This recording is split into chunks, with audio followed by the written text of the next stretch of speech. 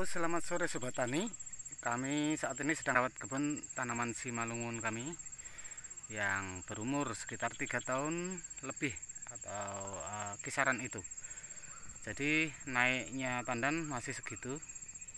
Kita bicara mengenai pengalaman dalam budidaya tanaman kelapa sawit varietas Simalungun ini.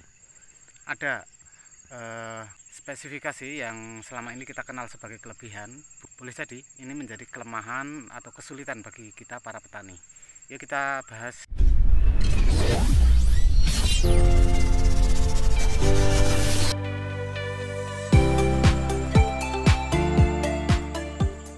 Jadi teman-teman, kebetulan kami menanam beberapa jenis kelapa sawit yang bisa dikatakan skala kebun atau skala untuk diproduksi.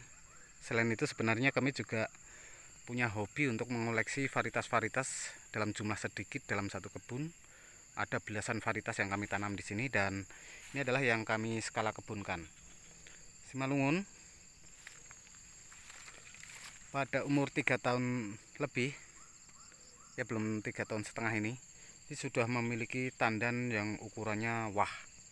Teman-teman bisa lihat di sini. Padahal ini belum optimal, teman-teman. Pemupukan kami masih mengandalkan NPK Pak Tani 13827 plus boron ya. Tapi sebelumnya kami memberi pupuk sebelum ZA pada rotasi pupuk, dimana pupuk kandang sedikit kami berikan, minim, dan kemudian kami berikan dolomit. Nah, kemarin kami susulkan sedikit kisrit ya, 0,8 kg.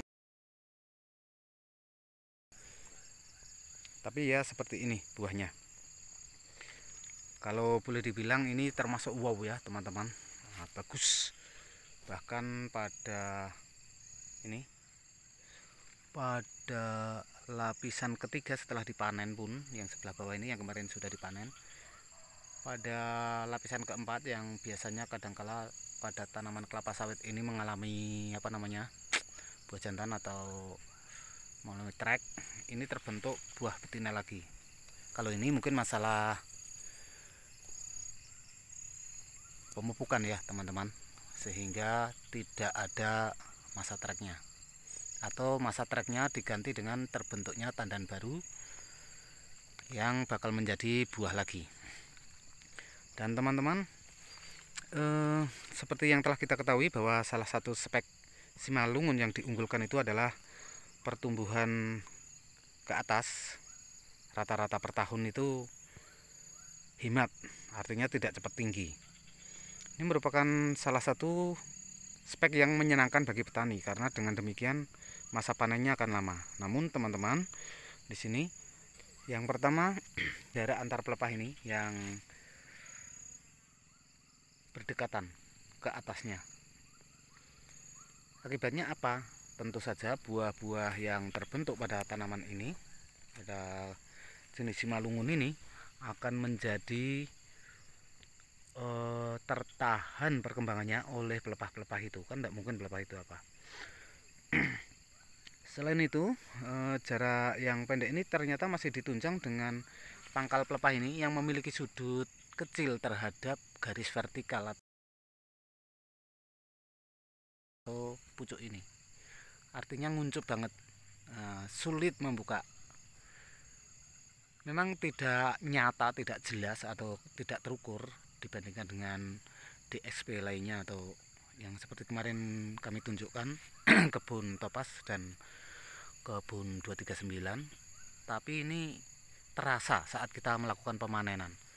Ada buah-buah yang cukup membesar seperti ini, kalau kita panen ternyata lebih jepit dari jenis lainnya.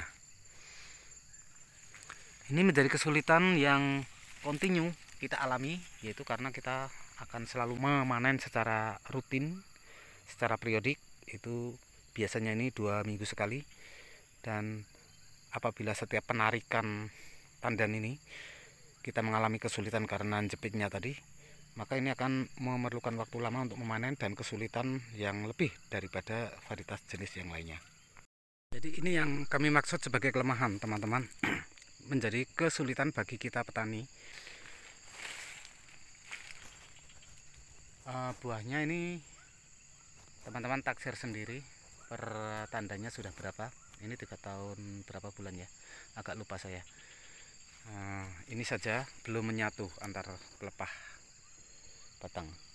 Jadi yang saya maksud kesulitan kita sebagai petani ini adalah tandan di bawahnya dengan tandan di atasnya jaraknya lebih pendek, lebih rapat.